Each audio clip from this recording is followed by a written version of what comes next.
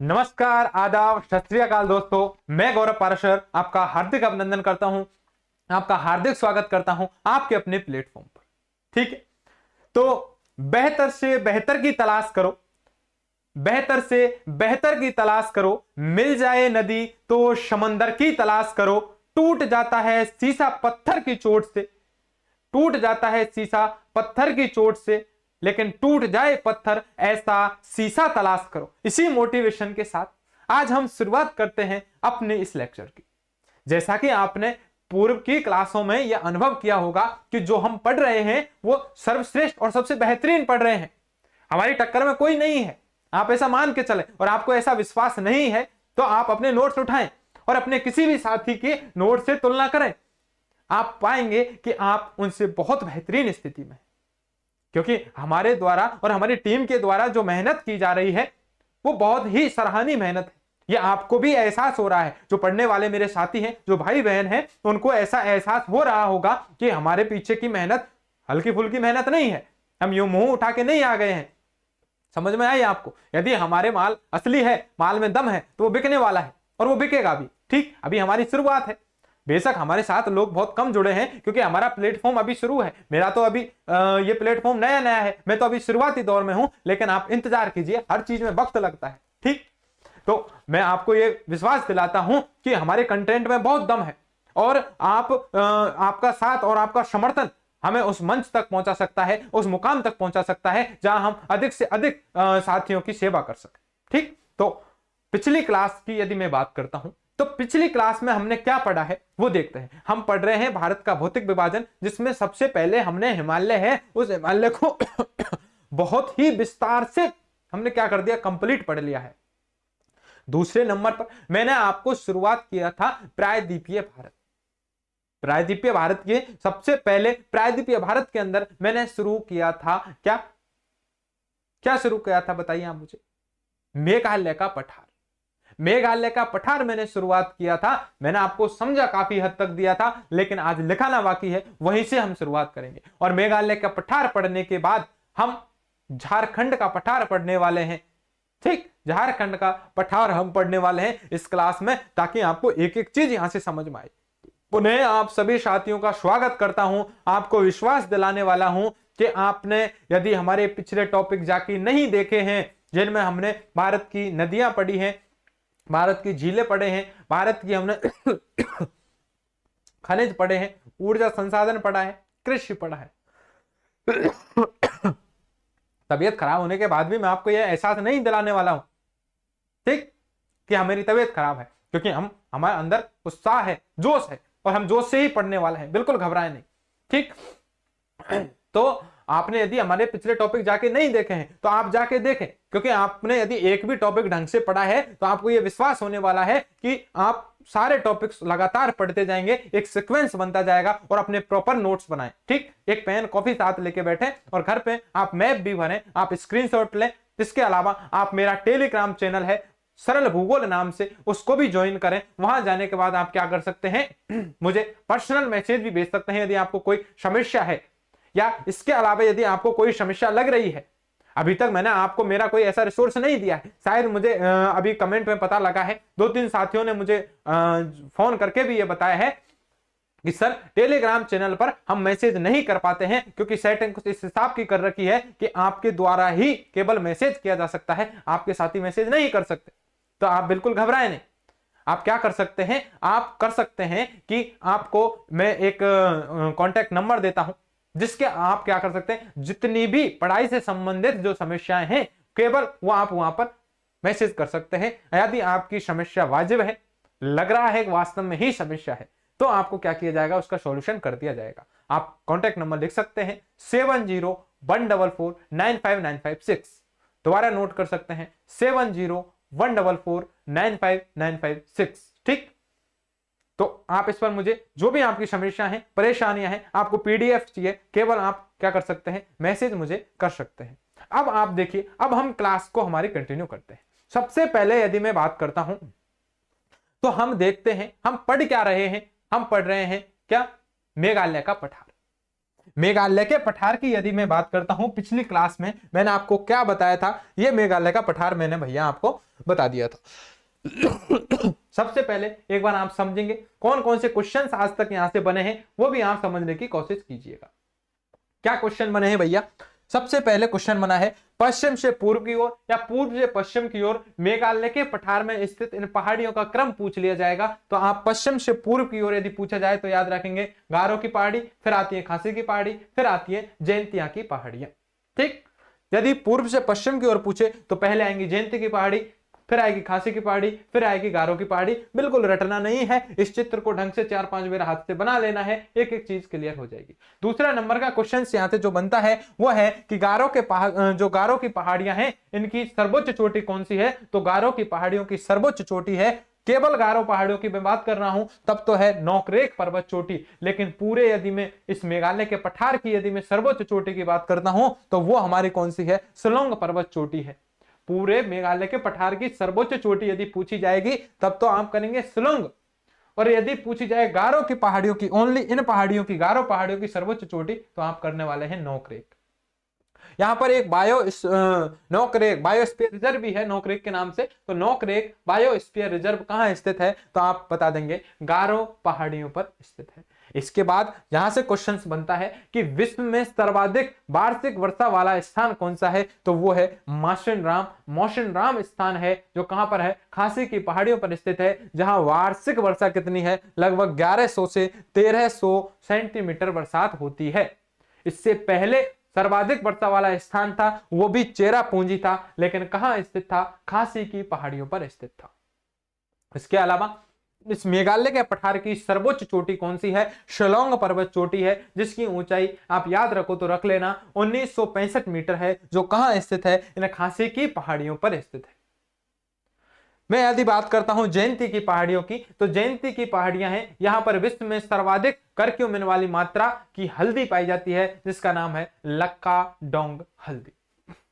लेकिन important question आप मुझे बताएंगे, मैंने आपको बताया था, क्या बताया था? यहां से एक स्थान है मेघालय के पठार में, स्थान है जहां से कुछ न कुछ निकला है, और स्थान का नाम मैं बता देता हूं आपको, डोमिया सियात एक खान है। जब मैंने आपको खनिज पढ़ाए थे तो याद कीजिए, मैंने कई बार बताया था डोमिया सियात एक स्थान है जहां से क्या चीज निकलती है। आप मुझे कमेंट करके बता दीजिए, यह आपके लिए क्वेश्चन है, ताकि मुझे तो पता लगे कि आपको जो पहले का कितना याद है, आपने ढंग से क्लासेस देखी या नहीं देखी। फिर आपको विश्वास दिला रहा हूं, ऊर्जा संसाधन खनिज उस हिसाब से बिल्कुल मैप में आपको बताए हैं, जिस राज्य में स्थित हैं, जिस स्थान पर स्थित हैं, मैप में, इंडियन मैप के अंदर आपको सारी चीजें बताई हैं। आपको बार बार उनका रिवीजन करवाया गया है और बार बार करवाता जाऊंगा जब तक जहां जहां जिस जगह पर जो सी चीज आएगी सारी चीजें मैं आपको बताने वाला हूं। तो इसलिए पिछले टॉपिक जिसने नहीं देखे हैं उससे निवेदन है कि जाकर के वो पिछले टॉपिक्स देख ले। ठीक, इसके अलावा मैं आपके लिए छोड़ता हूं, बताइए डोमिया सियात से क्या निकलता है, कमेंट करके बता देंगे। मैं पिछले जो मैं लास्ट क्लास हुई थी हमारी, उसके लास्ट में बिल्कुल मैं आपको एक क्वेश्चन छोड़ के गया था, उसका आंसर छोड़ देता हूं। सबसे पहले मैं क्या है आपको ये तो पता ही है, मेघालय का पठार प्रायद्वीपीय भारत से यहाँ एक मालदा गैप है, मालदा गैप के द्वारा अलग है, यह आपको पता है।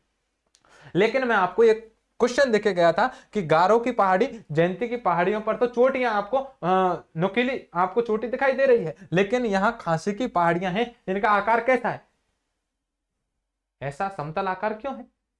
आखिर इसके पीछे रीजन है, ये मैंने ऐसे बनाए क्यों है, आप मुझे बताइए। एक क्वेश्चन थी शायद एमपी का क्वेश्चन था, एमपी टीचर की एग्जाम थी, और एमपी टीचर की एग्जाम में शायद सेकंड ग्रेड या फर्स्ट ग्रेड का एग्जाम का क्वेश्चन था, और उस क्वेश्चन में क्या था, उस क्वेश्चन में इतना डीपली पूछ लिया गया था, और क्या क्वेश्चन था वो मैंने जब पढ़ा उसमें 4-5 ऑप्शन थे, और उसमें एक ऑप्शन था कि खासी की पहाड़ियों का जो ऊपरी भाग है या उनका जो आकार है ऊपर से टेबल टॉप की तरह है, यानी समतल है। टेबल किस तरह क्या है? समतल है।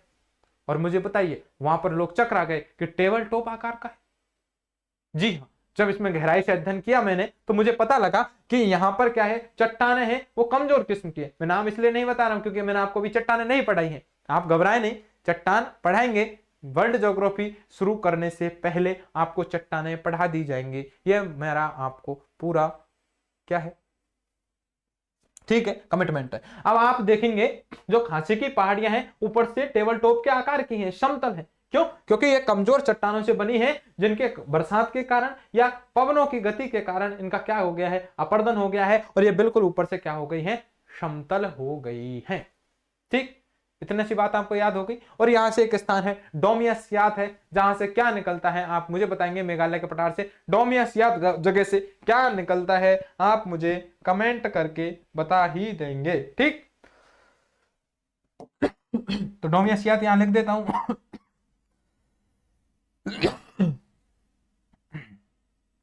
डोमियसियात यहां लिख देता हूं लो, यहां स्थान है एक डोमियसियात,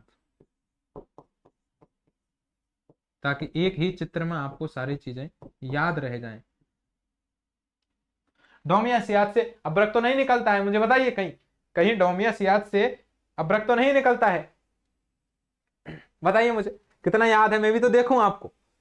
अभ्रक, यदि आप अभ्रक बता रहे हैं तो आप सबसे बड़े महामूर्ख हैं, क्योंकि मैंने बताया था कि भारत का सर्वाधिक जो रूबी अभ्रक है वो कहां से निकाला जाएगा, जो आगे मैं पढ़ाने वाला हूं वहीं से निकाला जाएगा, झारखंड के पठार से निकाला जाएगा।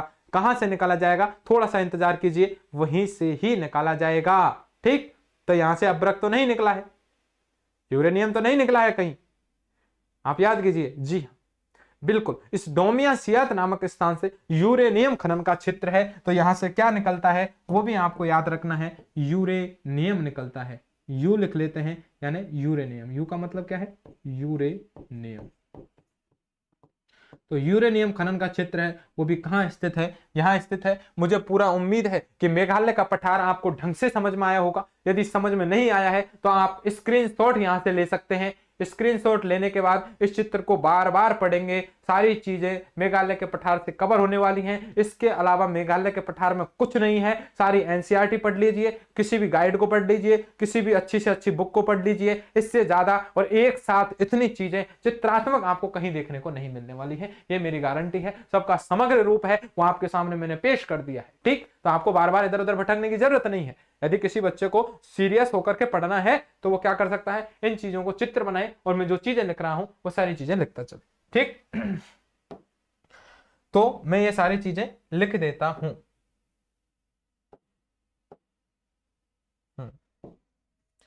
ठीक है भैया,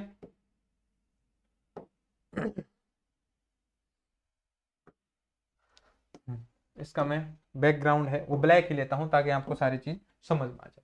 ठीक, अब हम लिख लेते हैं मेघालय के पठार में दो तीन चीजें और आप देख लीजिए। सबसे पहले तो मुझे बताइए, मेघालय बेसिक चीजें हैं, पूछी नहीं जाएंगी, लेकिन मैं बता देता हूं। मेघालय शब्द है दो शब्दों से बना है। आखिर इसका नाम मेघालय क्यों पड़ा है, इसके पीछे अलग थोड़ी है। मेघालय नाम इसको किसने दिया है, एसपी चटर्जी नाम के एक विद्वान हुए हैं, एसपी चटर्जी। वो एसपी चटर्जी ने इसको मेघालय कहा है। क्यों कहा है? उन्होंने कहा है कि विश्व में सर्वाधिक वर्षा वाला स्थान है वो कौन सा है, मौसिनराम है। इससे पहले कौन सा था, वो भी यही है। इसका मतलब ये तो मेघ का आलय है, मेघ का घर है, बरसात का घर है, सर्वाधिक बादलों का निर्माण यही हो रहा है। तो भैया इसका नाम और दूसरा क्यों रखे हम, क्यों ना इसका नाम मेघ का आलय ही रख देते हैं, है ना, बरसात का घर ही रख देते हैं जब उसमें सबसे ज्यादा बरसात हो रही है। इसलिए मेघालय का नाम एसपी चटर्जी ने क्या रख दिया है, मेघालय रख दिया है। ठीक, तो यहाँ ये आपको थ्योरी याद रखनी है। ठीक, आप अपने हिसाब से जो भी लिख सकते हैं। तो मेघ धन आलय, मेघ प्लस आलय। ठीक, अब यहां पर मैं आपको ये नहीं है संधि पढ़ा रहा हूं, ठीक, मेघ धन आलय, लेकिन मैं आपसे ये उम्मीद करता हूं कमेंट करके आप बता सकते हैं, यदि आप मेघधन आलय है, मेघालय है, कौन सी संधि है, कमेंट करके बता सकते हैं। पढ़े हैं, याद है तो ठीक है, और नहीं है तो और भी ठीक है। ठीक, मेघालय है, मेघधन आलय है, ये नाम किसने दिया है, अर्थात बरसात का घर, यानी बरसात, मेघ यानी बरसात या बादल के लीजिए, बादलों का घर या बरसात का। ठीक, तो इसे बादलों का घर कह सकते हैं, ये थोड़ा बेस्ट है, सर्वाधिक मुझे देखने को यही मिला था। ठीक, इसका अर्थ क्या हो गया, ये नाम किसने दिया है, एसपी चटर्जी ने दिया है। किसने दिया है, एसपी चटर्जी नाम के एक विद्वान है जिसने मेघालय शब्द है इसको दिया है। अब हम मेघालय में हम क्या पढ़ते हैं वो देखते हैं। ठीक, अब हम देख लेते हैं सबसे पहले कि मेघालय है, मैंने आपको चित्र में बता दिया था, ये प्रायद्वीपीय भारत का ही भाग है। ये जो मेघालय का पठार है, ये मेघालय का पठार इस प्रायद्वीपीय भारत का ही भाग है, लेकिन किसके द्वारा अलग है? इस मालदा गैप के द्वारा अलग है। पिछले क्लास में समझा दिया था, अब समझा दिया है, अब समझा के ही लिख रहा हूं। ठीक, एक भी शब्द ऐसा नहीं होगा जो बिना समझे आपकी कॉपी में जाने वाला है। तो आप ये देखिए, यहां से देखते हैं मेघालय का पठार, यहां देखेंगे हम मेघालय का पठार, मेघालय का पठार किसका भाग है भैया? प्रायद्वीपीय भारत का ही भाग है, प्रायद्वीपीय भारत का ही भाग है, परंतु यह किसके द्वारा? परंतु यह मालदा गैप के द्वारा इससे पृथक है। परंतु यह कौन से गैप के द्वारा? मालदा गैप, मालदा गैप के द्वारा, मालदा गैप द्वारा इससे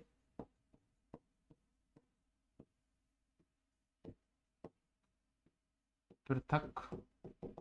ठीक, यानी मेघालय का पठार प्रायद्वीपीय भारत का ही भाग है, परंतु मालदा गैप के द्वारा इससे अलग है। पहली बात तो हमने मोटे मोटे तौर पर यह समझ ली है। दूसरी बात हम क्या समझते हैं? प्रायद्वीपीय जो भारत है, यह प्रायद्वीपीय भारत की हम देख लेते हैं पूर्व से पश्चिम दिशा में क्या है, यह भी हम देख लेते हैं कि प्रायद्वीपीय भारत में क्या क्या स्थित है। पूर्व से पश्चिम दिशा में शायद मैं आपको सारी चीजें लिखा चुका है प्रायद्वीपीय भारत में, मेघालय के पठार में हम क्या चीजें हैं वो हम देख लेते हैं। ठीक, तो मेघालय के पठार में ये तीनों पहाड़ियों का क्रम देख लेता हूं मैं, एक बार ये लिखा देता हूं, ये देख लीजिए। अब इस पे चर्चा करते हैं। इस मेघालय के पठार में पश्चिम से पूर्व की ओर 3 पहाड़ी हैं, गारो, खांसी, जयंती की पहाड़ी। सबसे पहले इसको मैं लिखता हूं। ठीक, यही लिख लेता हूं, प्रायद्वीपीय प्रायद्वीपीय भारत की क्या नाम है इसका? यह है मेघालय का पठार।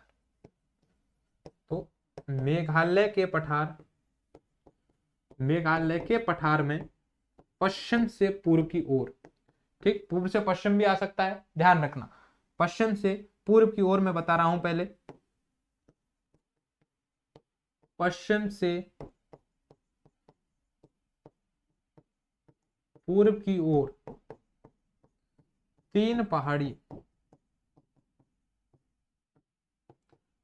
पहाड़ियां स्थित हैं,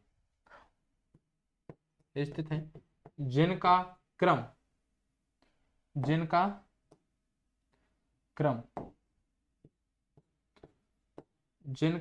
क्या है भैया?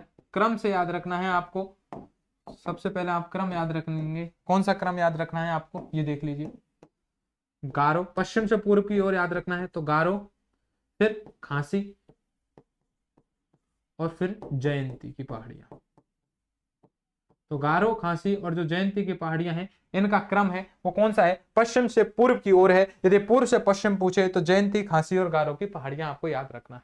ठीक, तो मेघालय के पठार में पश्चिम से पूर्व की ओर जो इनका क्रम है वो हमने लिख दिया है। ठीक, इसके अलावा आप एक चीज और समझिए। क्या चीज आपको याद रखनी है? गारो, खांसी और जयंती की जो पहाड़ियां हैं, इन गारो, खांसी और जयंती की पहाड़ियों पर आपको याद रखना है, यहां गारो पहाड़ी है। इसका नाम गारो पहाड़ी क्यों रखे? जरा सोचिए, इसका नाम आखिर गारो पहाड़ी क्यों रखा? इसका नाम खांसी पहाड़ी क्यों रखा? इसका नाम जयंती पहाड़ी क्यों रखा? ये बहुत ही आपके मन में उठने वाला एक क्वेश्चन है। नहीं उठा है तो ये क्या है? ये आपके गलत बात है, क्योंकि आपके दिमाग में एक एक जिज्ञासु आपको होना चाहिए। गारो, खांसी और जयंती पहाड़ियां नाम यहां पर रहने वाली जनजातियों के नाम पर पड़ा है। यानी गारो पहाड़ी है, नॉर्मली एक पहाड़ी थी, लेकिन यहाँ एक जनजाति रहती है गारो नाम की, इसके कारण यहाँ पर गारो, इसका नाम तो हो गया गारो रहते हैं जहां पर वो पहाड़ी, इसका मतलब गारो पहाड़ी। यहाँ एक जनजाति रहती है खांसी नाम की, इसलिए इसका नाम हो गया खांसी पहाड़ी। और इन पहाड़ियों पर एक जयंती जनजाति रहती है, इस कारण इसका नाम क्या पड़ गया है? जयंती पहाड़ियां पड़ गया है। आप कह दें तो इनको लिख दूंगा।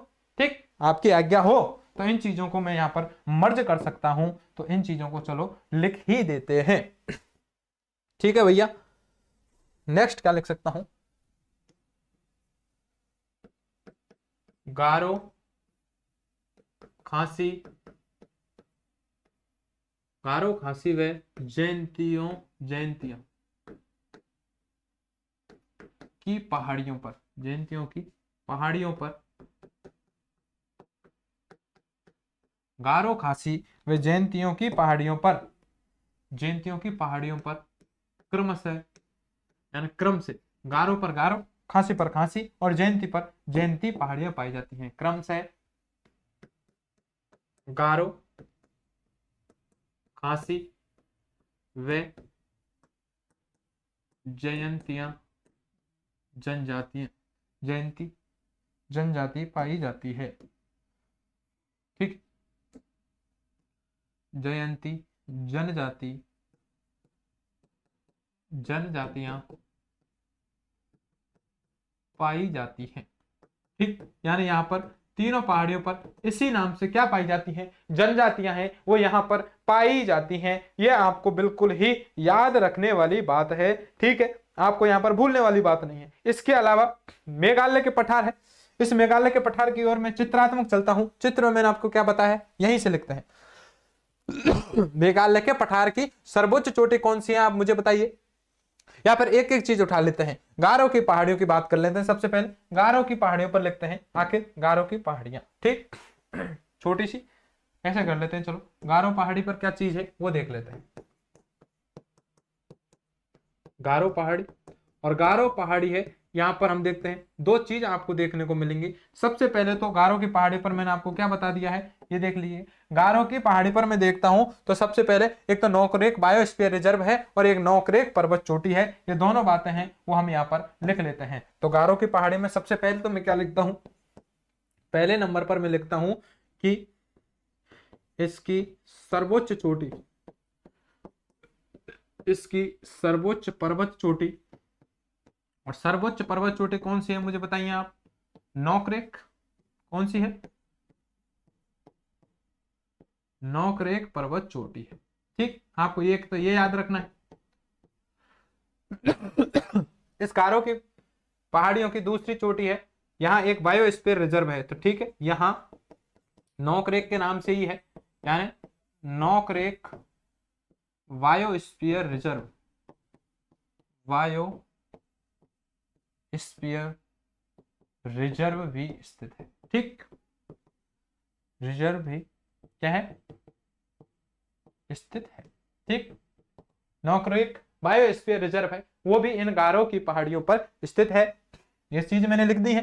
तो गारो की पहाड़ियां, इसके अलावा मैं चलता हूं खांसी की पहाड़ियों की ओर। तो खांसी की पहाड़ियों पर हम देखेंगे, सबसे पहले खांसी की पहाड़ियों की ही नहीं अपितु पूरे मेघालय के पठार की सर्वोच्च चोटी कौन सी है, शिलोंग पर्वत चोटी है। एक तो ये लिखते हैं। और यहाँ पर सर्वाधिक वर्षा वाला स्थान मासेन राम भी स्थित है, जहां वार्षिक वर्षा कितनी होती है, 1100 सेंटीमीटर वर्षा होती है। तो हम लिख लेते हैं। ठीक है भैया, हम लिख लेते हैं। देखिए कहां लिखते हैं, गारो की पहाड़ियां हो चुकी हैं। इसके अलावा मैं लिखता हूं खांसी की पहाड़ियां, खांसी पहाड़ियां। और खांसी पहाड़ियों पर हम क्या देखते हैं, ये देखिए। तो हम पता लग गया, पहले ही लिख चुके हैं, खांसी की पहाड़ियों पर खांसी जनजाति रहती है। रहती है या नहीं रहती है मुझे बताइए आप। खांसी जनजाति रहती है। तो यहां पर क्या लिखते हैं, पहले नंबर पर हम देख लेते हैं, क्या देखते हैं खांसी की पहाड़ियों पर कि यहां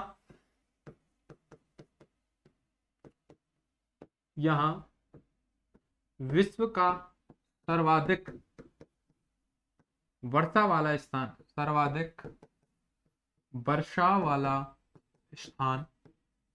और कौन सा स्थान है मुझे बताइए आप, सर्वाधिक वर्षा वाला स्थान कौन सा है बताइए मुझे। मौसम राम है। कौन सा है यहां पर, मौसम राम। और यहां मौसम राम में यदि मैं देखता हूं तो लगभग 1100 से 1300 सेंटीमीटर वार्षिक वर्षा, वार्षिक वर्षा। ठीक, मौसम राम है वो क्या है, स्थित है। तो सर्वाधिक विश्व का वर्षा वाला स्थान है वो कहाँ स्थित है? खासी की पहाड़ियों पर ही स्थित है।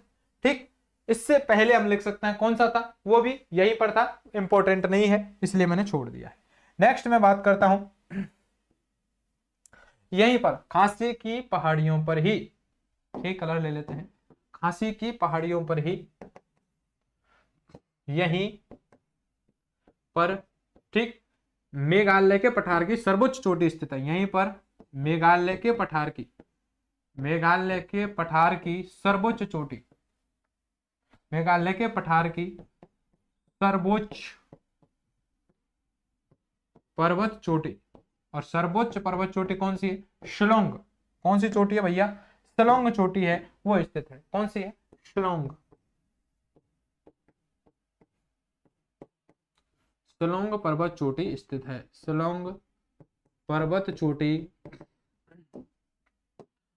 शिलोंग पर्वत चोटी क्या है भैया? स्थित है। इसी कारण आप याद रखना, इसी कारण मेघालय के पठार को शिलोंग का पठार भी बोल दिया जाता है। आप ये भी लिख सकते हैं। इसी कारण, इसी कारण नोट करके यहां लिख सकते हैं, इसी कारण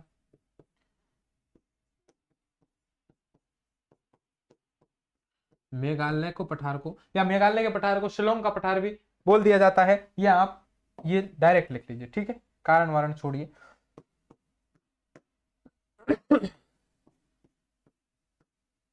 ठीक है, मेघालय के पठार को, मेघालय के पठार को शिलोंग का पठार भी कहते हैं। आपको दिख रहा होगा, शिलोंग का पठार भी कहते। ठीक है, तो तुम लगा लेना अपने हिसाब से। आप देखना, आपको यदि नहीं दिख रही है लाइन, आपको यदि साफ नहीं दिख रहा है, आप अपने वीडियो लेक्चर की क्वालिटी बढ़ा सकते हैं। फिर पुनः आपको मैं याद दिलाता हूं। तो गारो की पहाड़ी पढ़ ली, खासी की पहाड़ी हमने पढ़ ली है। अब हम देखते हैं जयंती की पहाड़ियों में क्या पढ़ने वाले हैं। जयंती की पहाड़ियों में हम देखेंगे कि जयंती की पहाड़ियों में एक कौन सी जनजाति रहती है? सबसे पहले तो जयंती जनजाति रहती है, तथा यहाँ पर लक्काडोंग हल्दी का उत्पादन किया जाता है, जो विश्व में सर्वाधिक करक्यूमिन की मात्रा इसमें होती है। ठीक है, तो मैं लिख देता हूं जयंती की पहाड़ी। कौन सी? जयंती की पहाड़ी, जयंती पहाड़ी, जयंती पहाड़ी। और जयंती पहाड़ी में हम क्या देखते हैं वो देख लेते हैं। ठीक, तो जयंती पहाड़ी में हम देखते हैं भैया,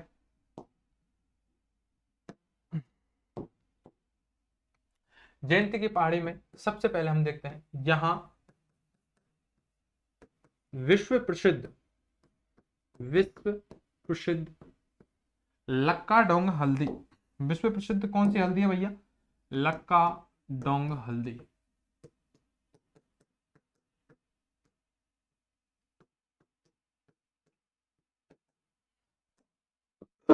ये हल्दी मैंने इसलिए लिखाई है क्योंकि कोरोना के टाइम पर जब शरीर में सर्वाधिक हमें एंटीबायोटिक दवाओं की आवश्यकता थी, तो उस समय सर्वाधिक चर्चा में रहने वाली यदि कोई यहां से कोई सबसे प्रमुख वस्तु थी या फिर कोई प्रमुख विषय यहाँ का था, तो वो लक्काडोंग हल्दी। इसलिए सरकार ने भी यहां से लक्काडोंग हल्दी मंगवाई और ये कहा था कि दूध के साथ क्या करें, इस लक्काडोंग हल्दी को मिलाकर के पिएंगे तो कोरोना में आपको स्वस्थ होने के लगभग 60 से 70% चांस बढ़ जाएंगे। तो इसलिए आप याद रखना, कोरोना में जब इस लक्काडोंग हल्दी का प्रचार हमने देखा, फिर बाद में विदेशों में इसका आयात होने लगा, और पहले भी प्रसिद्ध तो थी लेकिन इतनी नहीं थी। कोरोना के बाद तो इसकी मांग इतनी ज्यादा बढ़ने लगी है कि आजकल जो लोग घर में अच्छे मसाले यदि चाहते हैं तो वो कहां जाते हैं कि घर में हल्दी यदि मंगवाते हैं तो लक्काडोंग हल्दी ही मंगवाते हैं। इसलिए मैं आपसे निवेदन करता हूं, आपका यदि कोई चिर परिचित जानकार या फिर आपका कभी जाना हो, यदि कोई आपको लगे कि वहां से आपके पास ये हल्दी आ सकती है तो जरूर मंगवाइए, बहुत इंपॉर्टेंट है लक्काडोंग हल्दी। ठीक, तो हम देख लेते हैं यहां विश्व प्रसिद्ध लक्काडोंग हल्दी का उत्पादन किया जाता है। यहां लक्काडोंग हल्दी का उत्पादन किया जाता है जिसमें सर्वाधिक करक्यूमिन की मात्रा पाई जाती है, जिसमें सर्वाधिक किसकी? करक्यूमिन की मात्रा पाई जाती है। सर्वाधिक करक्यूमिन की मात्रा कर्क्यूमिन की मात्रा पाई जाती है, सर्वाधिक कर्क्यूमिन की मात्रा पाई जाती है। ठीक है बच्चों, तो आप देखेंगे कि जयंती की पहाड़ियां है, यहां पर लक्का डंग हल्दी का उत्पादन किया जाएगा तथा जहां पर सर्वाधिक कर्क्यूमिन की मात्रा यहां पर पाई जाती है, यह चीज भी हम लिख चुके हैं, समझ भी चुके हैं और आपने उम्मीद है ये चित्र भी बना लिया होगा। ठीक, तो हम गारो पहाड़ी पढ़ ली, खांसी की पहाड़ी पढ़ ली, जयंती की पहाड़ी पढ़ ली है। अब हम लिख लेते हैं यहां पर एक प्रसिद्ध है यूरेनियम की खान जिसका नाम है डोमियासियात है, जो मेघालय के पठार में ही स्थित है। कहां पढ़ा चुका हूं, फिर से खनिज में आपको पढ़ा चुका हूं, भारत के प्रमुख खनिज नहीं देखा है तो जाकर के ये टॉपिक देख लीजिए। ठीक, अब हम देखते हैं डोमियासियात से यूरेनियम निकलता है, इसको भी यहां पर मर्ज कर लेते हैं, नोट करके लिख लेते हैं। ठीक, नोट करके लिख लेते हैं, नोट। मेघालय पठार से ही, मेघालय के पठार में, मेघालय के पठार में स्थित डोमियासियात, मेघालय के पठार में स्थित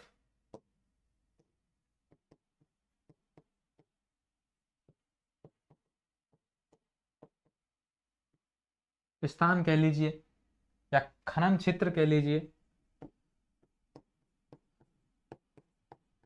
खनन क्षेत्र से किसका, यूरेनियम का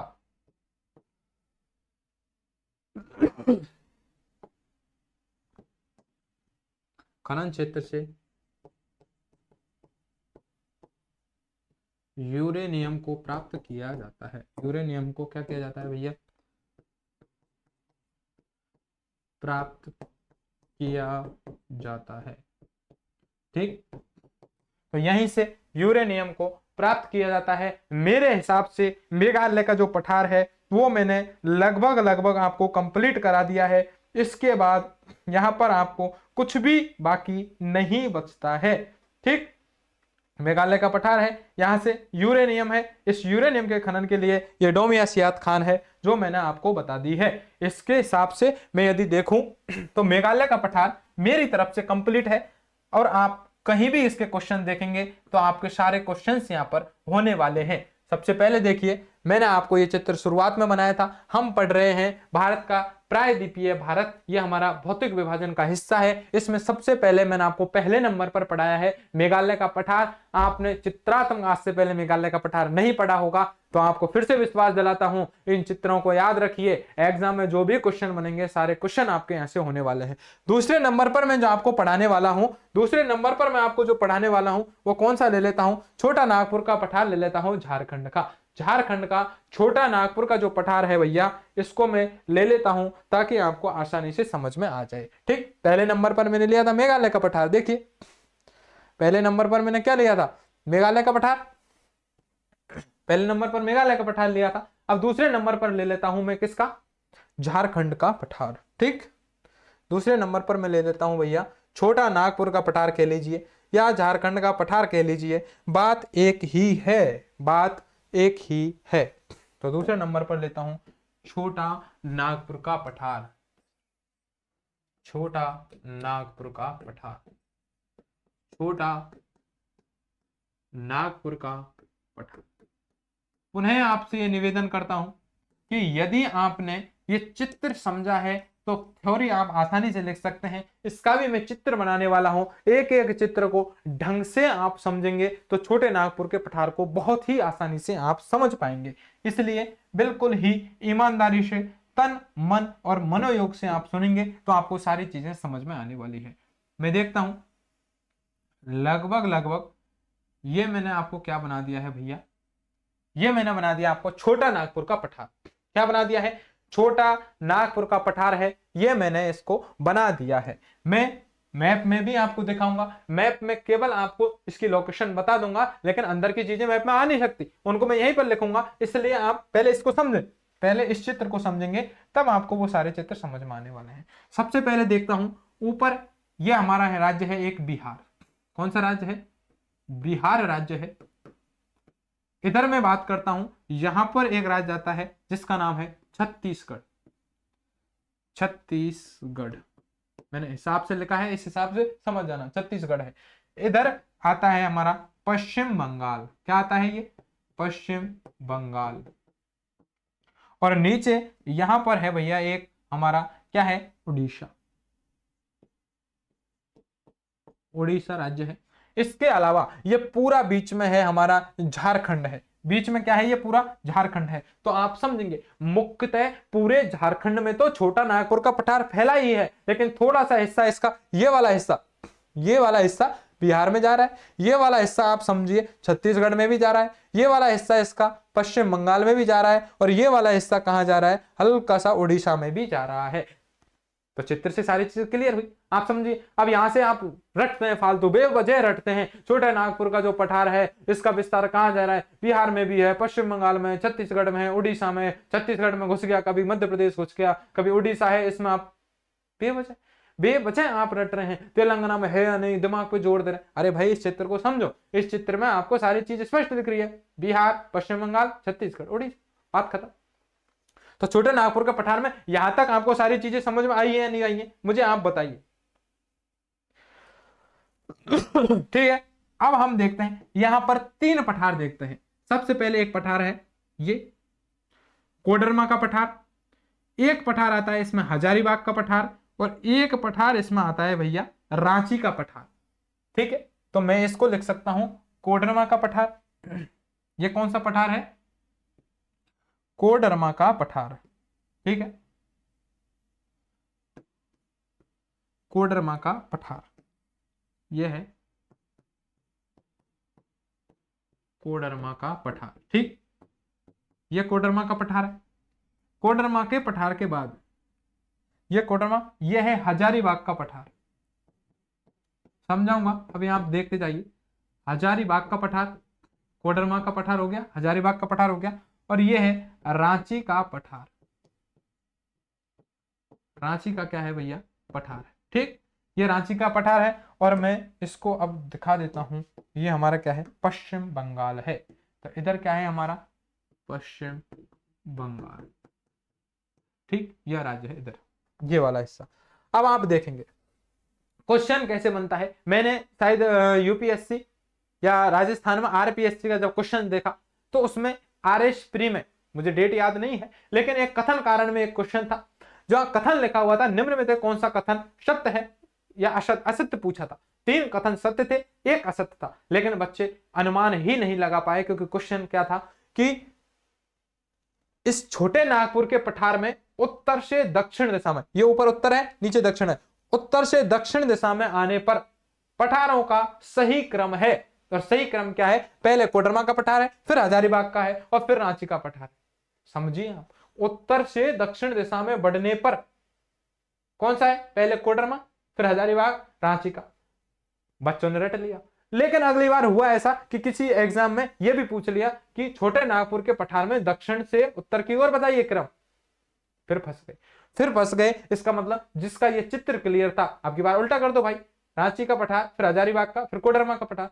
इसीलिए मैं कहता हूं बिना चित्र के ज्योग्राफी का कोई अस्तित्व ही नहीं है। मैं कहूं, मेरी भाषा में यदि कहूं, यदि ज्योग्राफी से मैप को और चित्रों को हटा दिया जाए तो ज्योग्राफी का कोई भी दुनिया में वजूद है ही नहीं। इसलिए ध्यान रखना, बिना ज्योग्राफी, बिना मैप के आप ज्योग्राफी कभी नहीं समझ सकते। इसलिए जितना हो सके चित्र समझिए। जो आपको चित्रात्मक पढ़ा रहा है वही एक अच्छा टीचर होने वाला है ज्योग्राफी का। इसलिए आप ध्यान रखना, बेवजह फालतू के नोट्स कॉपी भरने से कोई मतलब नहीं है। आप जब तक इन चीजों को नहीं समझेंगे, एक बार आप चित्र देखेंगे, सारी चीजें यहां से क्लियर होने वाली हैं, ये मेरा पूरा विश्वास है। क्यों?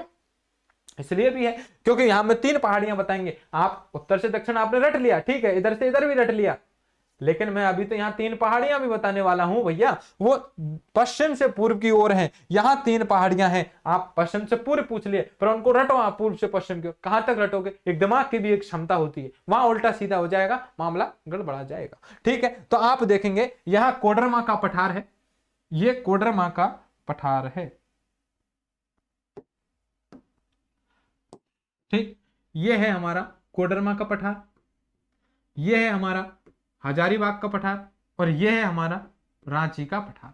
ये चीजें आपने समझ ली है। ये चित्र आपको एकदम समझ में आया ही होगा।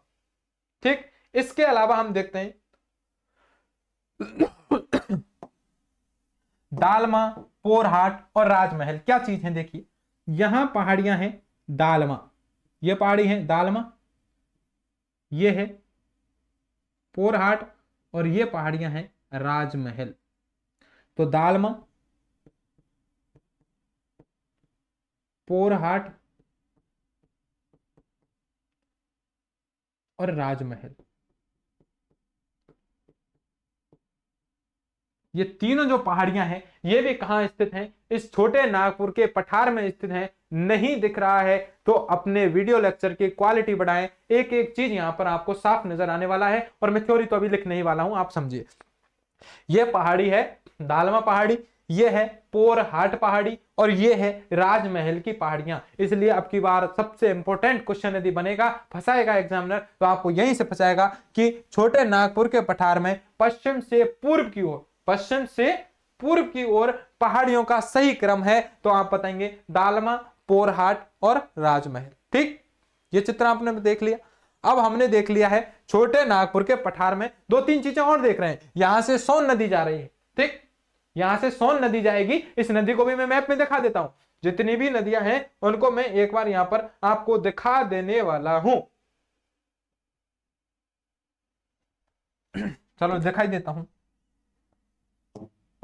यहां से एक नदी जा रही है, ये हमारी नदी जा रही है जिसका नाम है सोन नदी। ये कौन सी है? सोन नदी। यहां से जाती है हमारी दामोदर नदी,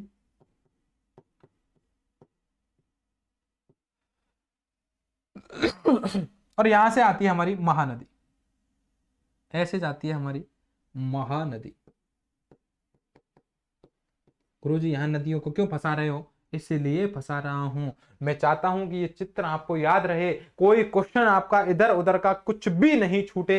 इसलिए आपको ये चीजें याद रखनी ही पड़ेंगी भैया, और कोई आपके पास ऑप्शन है ही नहीं। तो आपको याद रखने के लिए क्या करना है, आपको कथन कारण आते हैं, और कथन कारण में कई बार ये क्वेश्चन पूछ लिया गया है, मैंने खुद ने देखा है मेरी आंखों से। क्वेश्चन ये था कि छोटे नागपुर के पठार के संबंध में निम्न में से कौन से कथन सत्य हैं। ये एग्जाम में क्वेश्चन पूछ लिया था, और उनमें एग्जाम्पल था कि छोटे नागपुर के पठार से 3 या 4 नदी थी, 4 नदियां निकलती हैं, सोन, दामोदर, महानदी और गोदावरी।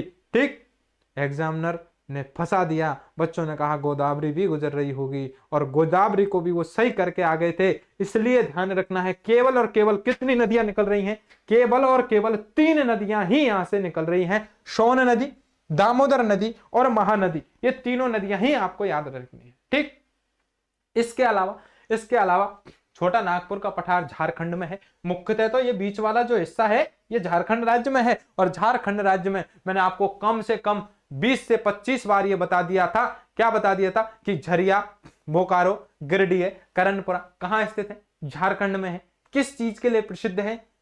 कोयला खनन के क्षेत्र हैं, जो कहां स्थित हैं? यहीं पर स्थित हैं। मैंने आपको यहीं पर बता दिया था, राखा और घाटशिला 2 जो स्थान हैं जो तांबे के लिए प्रसिद्ध हैं। याद कीजिए वो मेरी क्लास, याद कीजिए आप वो क्लास जिसमें मैंने आपको खनिजों को इतनी बार बार आपको याद करवाया था, बार बार उनको आपके सामने बोला था ताकि आपको याद हो सके, और फिर आज भी इसलिए बोल रहा हूं ताकि आपको याद हो सके। इसके अलावा कौन सी चीज है? तलचर है उड़ीसा में, यहां पर एक तलचर स्थान है उड़ीसा में। यहां से क्या निकलता है आप मुझे बताइए। ठीक, तो ये जो चीज है आप कहें तो इनको भी मैं यहां पर मर्ज कर देता हूं। इस प्रकार छोटा नागपुर का पठार हमारा बिल्कुल कंप्लीट होने वाला है।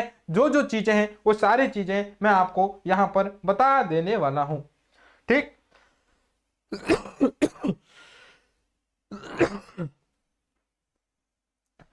तो यहां पर मैं इनको कैसे हिसाब से लिखता हूं वो देखिए। यहां लिखता हूं मैं झरिया, बोकारो।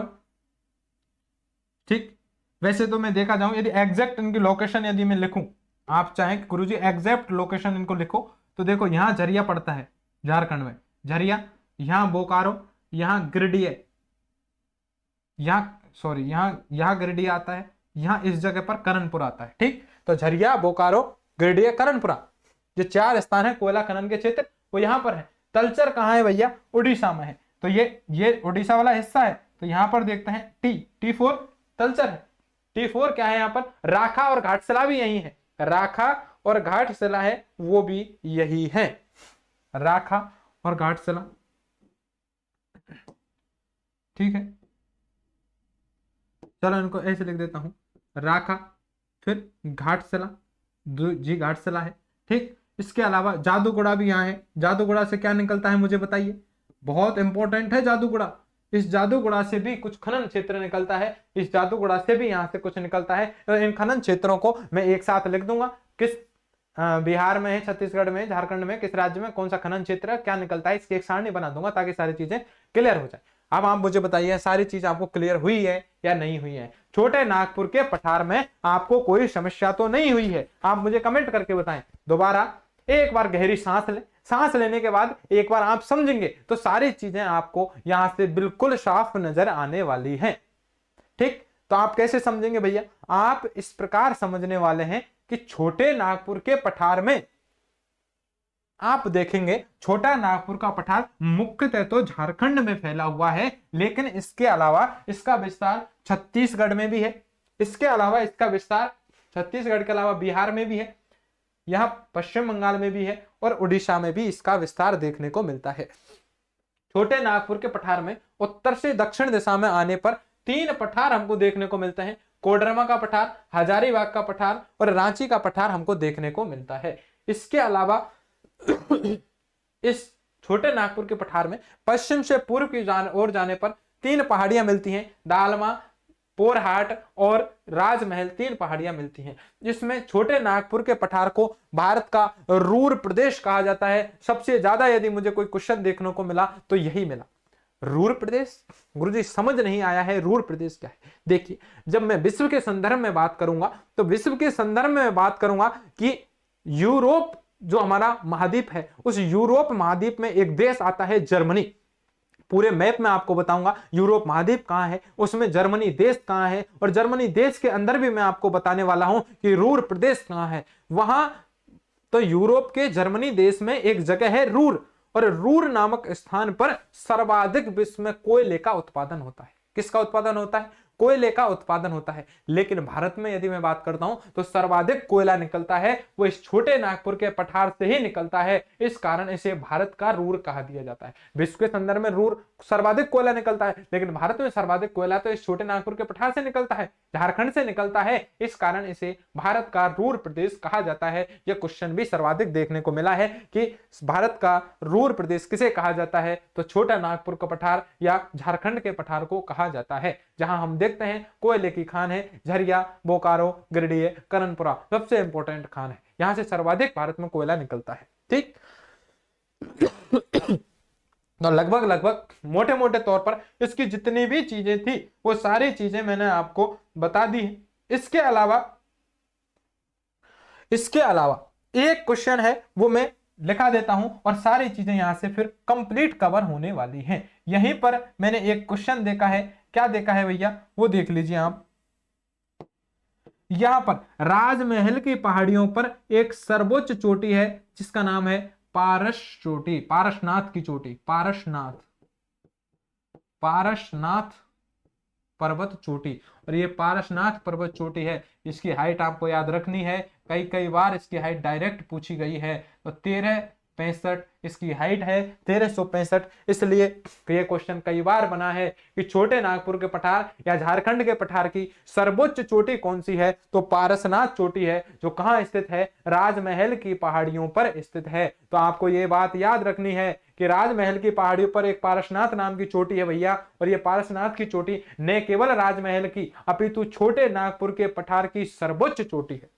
अब आप मुझे बताइए आपके समझ में आई है या नहीं आई है? कमेंट करके मुझे आप बताएंगे, ये सारी चीजें कमेंट करके आप मुझे बताएंगे ताकि मैं इन सारी चीजों को यहां पर लिख सकूं। ठीक है भैया, अब हम इन सारी चीजों को एक एक करके लिख लेते हैं। ठीक है, तो हम देखते हैं छोटे नागपुर का पठार। आगे बढ़ता हूं। छोटे नागपुर के पठार में मैं सबसे पहले क्या बात लिखता हूं वो आप समझते जाइए, एक एक चीज आपको समझाते हुए लिखूंगा, आप सबसे पहले समझ चलिए। छोटे नागपुर का मुख्य विस्तार झारखंड राज्य में है। इसके अलावा इसका विस्तार बिहार, छत्तीसगढ़, पश्चिम बंगाल व उड़ीसा में भी देखने को मिलता है। ठीक, यही बात मैं सबसे पहले यहां पर लिखने वाला हूं। आइए आपके समझ में, अरे आई है या नहीं आई आपके समझ में ये बात मुझे बता दीजिए आप। ठीक, तो सबसे पहले ये बात आपके समझ में आई होगी। तो देखिए आप, छोटा नागपुर के पठार, इसमें हम देख लेते हैं, यहां पर देखते हैं कि इसका विस्तार मुख्यतः यानी सबसे ज्यादा मुख्यतः झारखंड राज्य में, मुख्यतः कहां है, झारखंड राज्य में है। तो किसका विस्तार की बात कर रहा हूं, छोटे नागपुर के पठार, इसलिए इसे झारखंड राज्य में सर्वाधिक है, इसलिए इसका एक नाम और है झारखंड का पठार। तो आप याद रखेंगे इसका विस्तार मुख्यतः झारखंड राज्य में है, लेकिन इसके अलावा कर दीजिए इसको, इसके अलावा, लेकिन परंतु इसके अलावा, परंतु यह कहां कहां फैला हुआ है इसकी बात भी मैं कर लेता हूं। देखिए बिहार, परंतु यह बिहार, छत्तीसगढ़, पश्चिम बंगाल तथा कहां फैला है, उड़ीसा राज्यों में भी फैला है। ठीक, चित्र में दिख रहा है स्पष्ट, राज्यों में फैला है, रटने की आवश्यकता है ही नहीं। ठीक, ये चीज आपको बिल्कुल समझ में आ चुकी है। दूसरे नंबर पर आप देख लीजिए, ये चीज है ये आपको बिल्कुल समझ में आने वाली है या नहीं है, आप मुझे बताएंगे। दूसरी बात मैं क्या लिखने वाला हूं, ये देखिए रूर प्रदेश वाला इसमें इंपॉर्टेंट है, तो मैं इसको लिख ही देता हूं। ठीक, रूर प्रदेश है, मैं इंपॉर्टेंस के हिसाब से इसके जब भी ये नोट्स लिखता हूं, जो सबसे ज्यादा इंपॉर्टेंट है उसको ऊपर ऊपर लिखने की कोशिश करता हूं, ताकि आप जब पढ़ें तो आपको इंपॉर्टेंट चीजें हैं वो सबसे पहले आए। ठीक है, झारखंड, इसे भारत का रूर, इसे भारत का रूर प्रदेश कहा जाता है। भारत का क्या कहा जाता है, रूर प्रदेश कहा जाता है। क्यों कहा जाता है, कोष्टक में आप लिख सकते हैं भूल जाए तो, चूंकि सर्वाधिक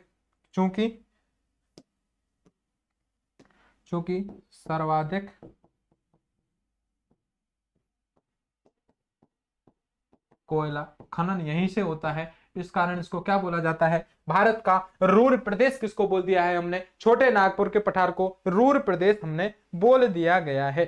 ठीक, इसके अलावा कोयला तो निकलता ही है, एक बात आप याद लिख सकते हैं, इतना इंपॉर्टेंट नहीं है लेकिन किताबों में मुझे देखने को मिली है, यहां पर लाख का उत्पादन होता है। लाख की चूड़ियां आपने देखी, लाख की चूड़ियां, चूड़े बनवाते हैं, चूड़ियां बनवाती हैं हमारे घर की महिलाएं, औरतें, तो वो जो चूड़ियां हैं, जो लाख है, वो लाख का उत्पादन भी इस छोटे नागपुर के पठार में होता है। तो इस बात को भी आप लिख सकते हैं, कथन कारण में आ जाए तो कोई बात नहीं। देखिए यहां से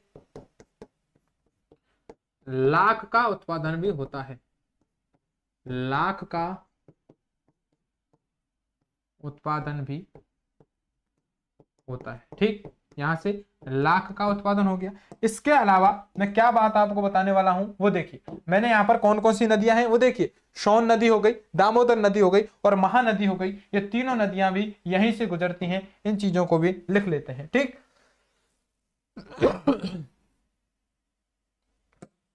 यहां से मतलब छोटे नागपुर के पठार से, यहां से सोन नदी, दामोदर नदी, दामोदर नदी तथा सोन नदी, दामोदर नदी तथा महानदी की मैं बात कर लेता हूं, तथा महानदी गुजरती है। ठीक, ये नदियां हैं, बहुत विस्तार से मैंने आपको पढ़ाई है, यदि आपने नहीं पढ़ी है तो मैं पूरे आपसे पुनः यह आग्रह करता हूं जा करके नदियां जरूर पढ़ें। मैंने अपने बेस्ट तरीके से आपको नदियां पढ़ाई हैं, यहां से नदियां पढ़ी हैं, तो जिंदगी में नदियां आपको पढ़ने की दोबारा आवश्यकता नहीं होगी, ये मेरा पूरा विश्वास आपसे है। ठीक, इसके अलावा हम देखते हैं इस पठारी क्षेत्र की यदि मैं बात करता हूं, तो इस पठारी क्षेत्र में उत्तर से दक्षिण दिशा में चलने पर उत्तर से दक्षिण दिशा में चलने पर 3 पठार आते हैं, कोडरमा का पठार, हजारीबाग का पठार और रांची का पठार। इन तीनों की ही चर्चा कर लेते हैं। ठीक, इन तीनों की ही हम चर्चा कर लेते हैं। यहां देखते हैं,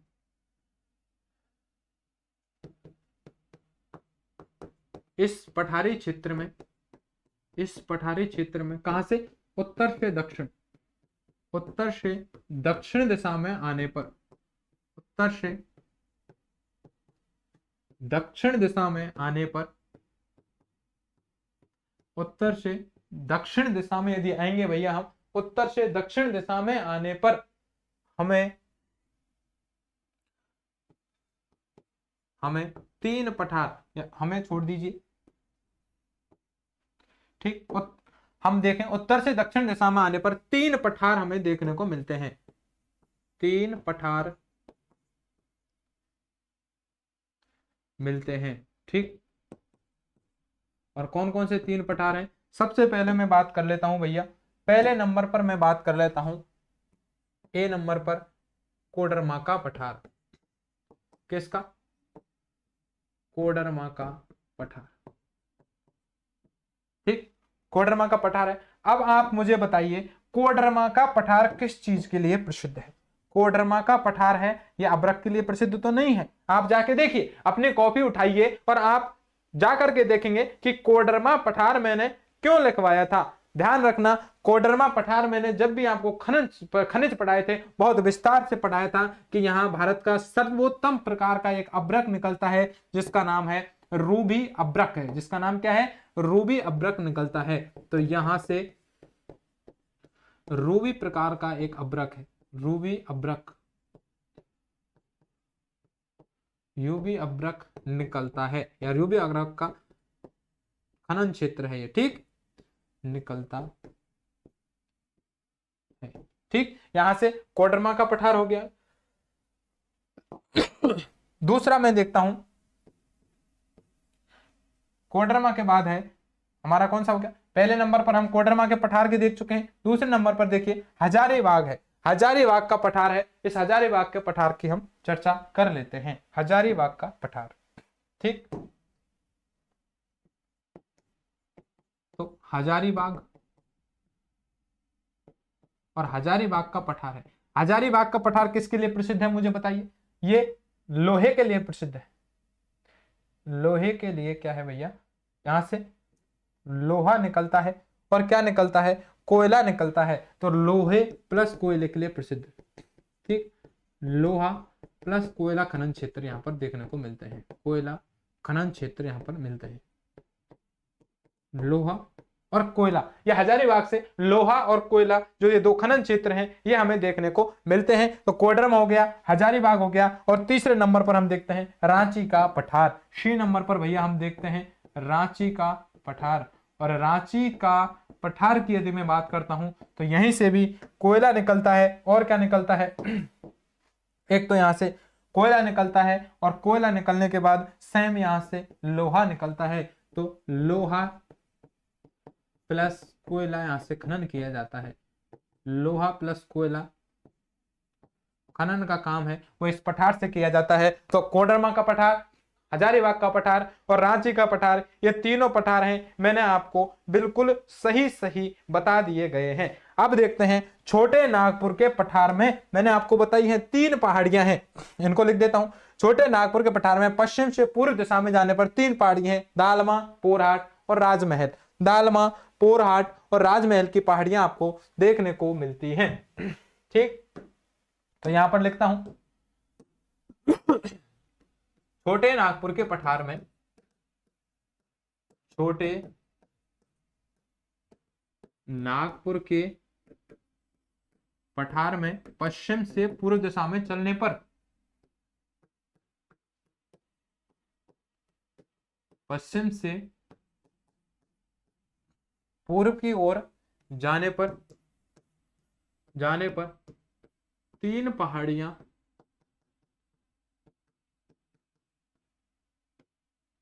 क्रमशः, कौन सी 3 पहाड़ियां हैं मुझे बताइए? दालमा, पोरहाट और राजमहल। दालमा, पोरहाट और राजमहल देखने को मिलती हैं। कौन सी? दालमा, फिर पोरहाट और फिर राजमहल।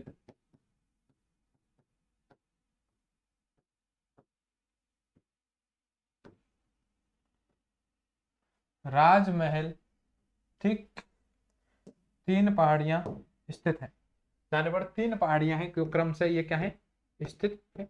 तीन पहाड़ियां देख लिए कि तीनों की पहाड़ियां हैं, ये पश्चिम से पूर्व की ओर जाने पर दालमा, पोरहाट और राजमहल की जो पहाड़ियां हैं ये स्थित हैं, ठीक। इसके अलावा मैं बात क्या करता हूं, इस राजमहल की पहाड़ियों की सर्वोच्च चोटी है वो कौन सी है, पारसनाथ चोटी है। जो पारसनाथ चोटी है, देखिए इन राजमहल की पहाड़ियों पर सर्वोच्च चोटी है पारसनाथ, जो कि इस छोटे नागपुर के पठार की सर्वोच्च चोटी है। इसको भी मैं यहां पर लिख देता हूं। तो देखिए इस बात को भी हम यहां पर मर्ज करते हैं कि राजमहल की पहाड़ियों पर, ठीक, राजमहल की पहाड़ियों पर, राजमहल पहाड़ियों पर, राजमहल पहाड़ियों पर, राजमहल पहाड़ियों पर स्थित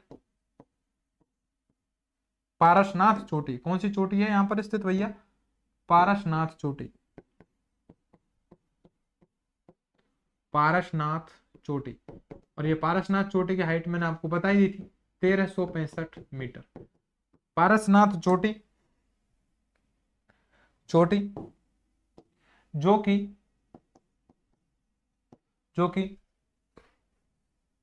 छोटे नागपुर के पठार की सर्वोच्च चोटी है। छोटे नागपुर के पठार की, छोटे नागपुर के पठार, या इसको झारखंड का पठार भी बोल देते हैं, झारखंड के पठार या झारखंड के पठार की सर्वोच्च चोटी है। ये झारखंड के पठार की क्या है भैया, सर्वोच्च चोटी है, ठीक। ये बात हमने लिख दी है। यानी राजमहल की पहाड़ियों पर एक चोटी है पारसनाथ, जो न केवल इन राजमहल की पहाड़ियों की सर्वोच्च चोटी है, बल्कि छोटे नागपुर या झारखंड के पठार की ही, पूरे झारखंड के पठार की सर्वोच्च चोटी कही जा सकती है और है भी, ठीक। इसके अलावा मैं क्या बात करता हूं, यहां पर लास्ट जो बचता है वो बचता है भैया यूरेनियम के खनन क्षेत्र जो बचते हैं वो देखते हैं। क्लास हमारी लंबी हो जाएगी, ठीक, तो यूरेनियम खनन के क्षेत्र देखते हैं। लगभग हमारी क्लास हो चुकी है 1 घंटे 2 मिनट, ओहो, तो हम जल्दी समेटने की कोशिश करते हैं। लास्ट हम देखते हैं, यहां पर हम सारी चीजें लिख चुके हैं, केवल हम ये देखते हैं कौन, जैसे झरिया, बोकारो, गढ़िया, करणपुरा, राखा, घाटशिला, जादूगुड़ा, कौन कौन से यहाँ पर स्थान है, इनसे क्या क्या चीज निकलती है और ये कहाँ स्थित है, इसकी एक सारणी बना देता हूं। बाकी छोटा नागपुर का पठार हमारा टोटल ही कंप्लीट हो जाने वाला है, ठीक। तो आपसे मैंने वादा किया था कि मैं सारे, जब भी आपको क्या पढ़ाने वाला हूं, भौतिक प्रदेश पढ़ाने वाला हूं, वहां भी मैं आपको क्या बताने वाला हूं, ये सारी चीजें बता दूंगा खनन वाले। तो इसलिए समय आ चुका है, आप देखेंगे यहां पर आप सारणी बना लेंगे, क्रम संख्या, स्थान और खनिज। क्रम संख्या है ना, क्रम से लिख देंगे, स्थान लिख देंगे, है ना, कौन सा स्थान है और वहां से कौन सा खनिज निकलता है, इसकी हम एक सारणी बना लेते हैं झारखंड के पठार को लेकर के, ठीक। तो क्रम संख्या, स्थान है और खनिज है, इसकी हम चर्चा कर लेते हैं। अब हम देखते हैं, इसकी चर्चा कर लेते हैं। तो इसकी चर्चा क्या करते हैं, सबसे पहले मुझे आप बताइए, झरिया, बोकारो, गिरिडीह, करणपुरा, झरिया, बोकारो, गिरिडीह, करणपुरा, ये कहां है, कोयला खनन के क्षेत्र झारखंड में है। तो सबसे पहले मैं लिखता हूं झरिया, बोकारो, गिरिडीह और चौथे नंबर पर है करणपुरा। झरिया, बोकारो, गिरिडीह, करणपुरा, ये कहां स्थित है मुझे बताइए। झरिया, बोकारो, जो गिरिडीह, करणपुरा है, ये सब कहां स्थित हैं भैया, ये सब स्थित हैं झारखंड राज्य में स्थित है, झारखंड के पठार में स्थित है, झारखंड राज्य में स्थित है। इसलिए, और यहां से क्या निकलता है, यहां से कोयला निकलता है, यहां से क्या निकलता है, कोयला निकलता है। तो झरिया, बोकारो, गिरिडीह, करणपुरा झारखंड में स्थित है और यहां से क्या निकलता है, कोयला निकलता है। इस प्रकार आप इनको याद रख सकते हैं। इसके अलावा देखिए, इसके अलावा कलर बदल लेता हूं, 5वें नंबर पर लिखता हूं तलचर, तलचर और कोरबा, दो जगह है तलचर और कोरबा। तलचर है, तलचर आता है उड़ीसा में, तलचर कहां आता है? उड़ीसा में। और कोरबा कहां आता है? कोरबा आता है छत्तीसगढ़ में। कोरबा कहां आता है? छत्तीसगढ़। और इन दोनों स्थान से भी क्या निकलता है? इन दोनों स्थान से भी भैया कोयला निकलता है, इसलिए आपको याद रखना है इन दोनों स्थान से भी कोयला निकलता है। ठीक, तो ये भी आपको याद रखना है। तलचर और कोरबा ये दोनों कहां है? तलचर उड़ीसा में है, कोरबा कहां है? छत्तीसगढ़ में है। और यहां से क्या निकलता है? दोनों स्थान से कोयला निकलता है। ठीक है, इसके अलावा मैं बात करता हूं रानीगंज की, मैं बात कर लेता हूं। ठीक, रानीगंज कहां है मुझे बताइए, रानीगंज कहां है? रानीगंज पे मैंने खूब चर्चा की थी जब आपको पढ़ाया था 7वें नंबर पर रानीगंज पढ़ाया था, और मैंने बताया था रानीगंज भैया, रानीगंज कहां है? रानीगंज है पश्चिम बंगाल में। और पश्चिम बंगाल में मैंने आपको सबसे पहले, अभी तक मुझे याद है, मैंने आपको बताया था कि सर्वप्रथम यदि भारत में कोयले का खनन यदि हुआ था, कोयला यदि खनन किया गया था, वो कहां से किया गया था? 1774 में सर्वप्रथम कोयला का खनन इस ही रानीगंज से, पश्चिम बंगाल से किया गया था। तो यहां पर लिख सकता हूं इस चीज को, मैं यहां पर लिख सकते हैं सर्वप्रथम 1774 में यहीं से कोयला खनन, यहीं से क्या हुआ है? कोयला खनन हुआ है। लेकिन मैं कहूं भारत में सबसे ज्यादा कोयला कहां से निकलता है, तो मैं बात कर लेता हूं झरिया से निकलता है। कहां से निकलता है? झरिया, जो झारखंड में है, सबसे प्रमुख कोयले की खान है वो झरिया है। सबसे ज्यादा कोयला निकलता है वो भारत में वो झरिया से निकलता है। आपको बस इतना ही याद रखना है। इसके अलावा मैं क्या बात करता हूं सबसे पहले वो देख लेते हैं। ठीक, ये हो गया है। 8वें नंबर पर मैं चलता हूं। 8वें नंबर पर मैं चलूं तो राखा घाटशिला, एक तो है राखा। 9वें नंबर पर क्या है? घाटशिला। और राखा और घाटशिला ये दोनों कहां है बताइए मुझे? झारखंड में स्थित है। राखा और घाटशिला ये दोनों कहां है? झारखंड में स्थित हैं, झारखंड राज्य में ही स्थित हैं। और यहां से क्या निकलता है मुझे बताइए? कोयला, कोयला निकलता है ना। अरे भाई नालायको, तुम पढ़ते ही नहीं हो। राखा और घाटशिला से तांबा निकलता है, बहुत इंपॉर्टेंट है। राखा और घाटशिला, यहां से क्या निकलता है भैया? यहां से निकलता है हमारा तांबा। राखा घाटशिला दोनों खाने कहां स्थित हैं? झारखंड राज्य में स्थित हैं। और यहां से क्या निकलता है? तांबा निकलता है। इसके अलावा मैंने आपको बता ही दिया था कोडरमा से अभ्रक निकलता है। 10वें नंबर पर कोडरमा का पठार बताया था, कोडरमा। और कोडरमा से, कोडरमा है, कोडरमा कहां है? झारखंड में, झारखंड में। अरे कोडरमा का पठार नहीं बताया था क्या? झारखंड में। और इस कोडरमा के पठार से क्या निकलता है मुझे बताइए? कोडरमा के पठार से क्या निकलता है मुझे बताइए? अभी मैंने आपको बताया था, इतनी जल्दी भूल जाते हो। ठीक, ये देखिए मैंने आपको लिखवा भी दिया है, कोडरमा का पठार, ये लिखवा दिया। कोडरमा का पठार है, यहां से रूबी प्रकार का अभ्रक निकलता है। यही तो बात लिख रहा हूं, आप बिल्कुल घबराए नहीं, एक एक चीज जो लिखवा रहा हूं समझा रखा है आपको। ठीक, यहां से क्या निकलता है भैया? अभ्रक निकलता है। इसके अलावा और चीज ये भी बता देता हूं, ये भी तो आपको लिखवा रखी है, देखिए ये भी आपको लिखवा रखा है कि हजारीबाग से लोहा कोयला निकलता है और रांची के पठार से भी लोहा कोयला निकलता है। इन बात को भी आप लिख सकते हैं। इस प्रकार हमारे शॉर्ट नोट्स भी यहाँ पर तैयार होने वाले हैं।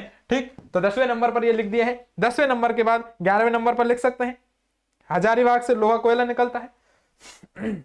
अभी बताया तो था हजारीबाग से।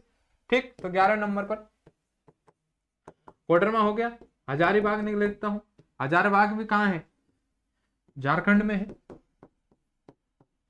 और यहां से भी लोहा प्लस कोयला निकलता है, लोहा प्लस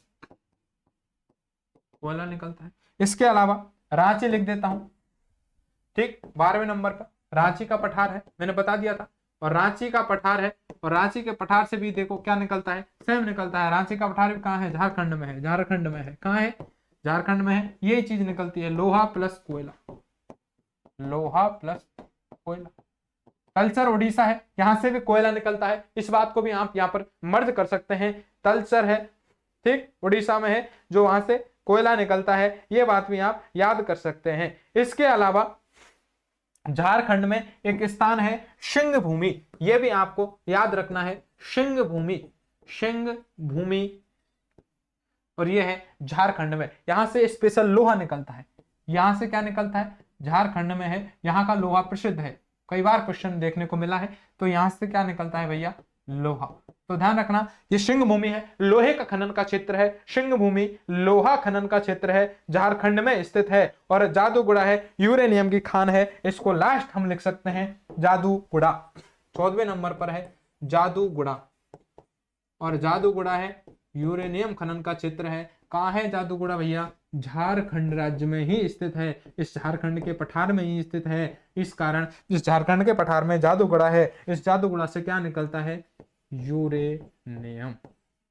अब आप मुझे बताइए कमेंट करके क्या आपको कैसा लगा है। मैंने वहां भी आपको ये सारे खनिज बता दिए थे, और झारखंड के पठार में जितने भी खनिज निकले हैं वो सारे बता दिए, चाहे कोयला निकला है, चाहे तांबा निकला है, चाहे अब्रक निकला है, चाहे लोहा निकला है, चाहे कोयला निकला है। इसलिए सबसे महत्वपूर्ण जो यहाँ से निकलता है वो तो कोयला ही है। इसलिए झरिया, बोकारो, गडिया, करणपुरा, राका, गाटसला, कोडरमा, हजारीबाग, रांची का पठार, सिंह भूमि, जादूगुड़ा, ये यहाँ के प्रमुख खाने हैं। ये आपको याद रखनी है, कहां से क्या निकलता है, सारी चीजें आपको याद रखना है। भारत का रूर प्रदेश इसे कहा जाता है। इस प्रकार हम देखते हैं भैया कि हम क्या कंप्लीट कर चुके हैं, हम कंप्लीट कर चुके हैं छोटे नागपुर के पठार को भी हम कंप्लीट कर चुके हैं। पहले नंबर पर हमने कौन सा पठार देखा था, मेघालय या शिलांग का पठार देखा था, बहुत विस्तार से पढ़ा था। आज हमने छोटा नागपुर का पठार है, ये बहुत विस्तार से पढ़ लिया है। इसके क्वेश्चन जाके कीजिएगा, एक भी क्वेश्चन गलत नहीं होगा, मेरा पूरा दावा है आपसे, यदि आपने पूरी क्लास ढंग से पढ़ी है।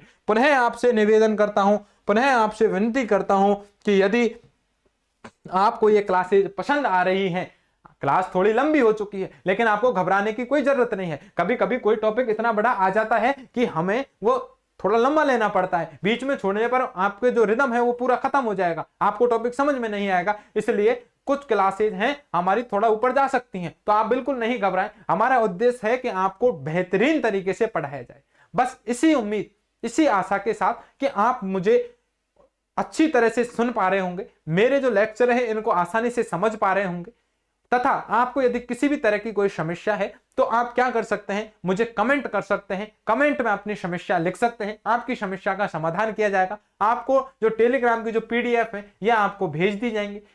इसके अलावा आपको किसी भी तरह की कोई समस्या है, आपको वीडियो यदि साफ नहीं दिखती है तो अपने मोबाइल की आप क्या कर सकते हैं, क्वालिटी बढ़ा सकते हैं। ठीक 1080 में भी आपको यह क्या की गई है, अवेलेबल करवाई गई है। इसके लिए अब हम क्या करेंगे, नेक्स्ट जब हमारे वीडियो आएगा ठीक रात के 8 बजे हमारी ये सीरीज चलती है। सभी दोस्तों के साथ, पढ़ने वाले भाई बहन मित्र रिश्तेदार सबको ये क्लास को शेयर करें और सबको ये बताएं कि रात को 8 बजे हमारी एक क्लास आने वाली है जो सबसे महत्वपूर्ण क्लास है। यहाँ पर नो बकवास, टू द पॉइंट बात की जाती है। एक भी वीडियो हमारी ऐसी नहीं है जिसमें हमने टाइम पास किया है, इसके पीछे बहुत मेहनत है। आपको लगता है कि आपके पूर्व ज्ञान में यहां से यदि कुछ न कुछ वृद्धि हुई है, आपको लगा है कि आप कुछ न कुछ यहां से नया सीखे हैं, तो आप फिर क्या कर सकते हैं, मेरे लिए आप इतना कर सकते हैं कि आप इसे शेयर कर सकते हैं, चैनल को अपने दोस्तों से बोलें कि लाइक सब्सक्राइब करें, अपने उन दोस्तों को सभी को भेजें जिसको अभी पढ़ने की बहुत आवश्यकता है, तथा उन्हें अच्छी क्वालिटी की, उत्तम क्वालिटी की फ्री में यदि एजुकेशन चाहिए, इससे बेहतर आपको किसी भी प्लेटफॉर्म पर, पेड प्लेटफॉर्म पर भी नहीं मिलने वाला है। इसलिए आप सभी से पुनः यह आग्रह करता हूं कि मस्ती से रहें, हंसते रहें, खिलखिलाते रहें, प्रसन्न रहें और लगातार जीवन में उन्नति करते जाएं। इसी आशा, इसी उम्मीद के साथ कि कल की हमारी आने वाली क्लास का आप इंतजार करते रहेंगे, पढ़ते रहेंगे और मन में एक उत्साह के साथ देखेंगे कि कल कितनी बेहतरीन तरीके से कौन सा पठार आने वाला है। बस इसी आशा, इसी उम्मीद के साथ आज की क्लास को हम यहीं विराम देते हैं। तब तक के लिए राधे राधे, जय हिंद, जय भारत दोस्तों।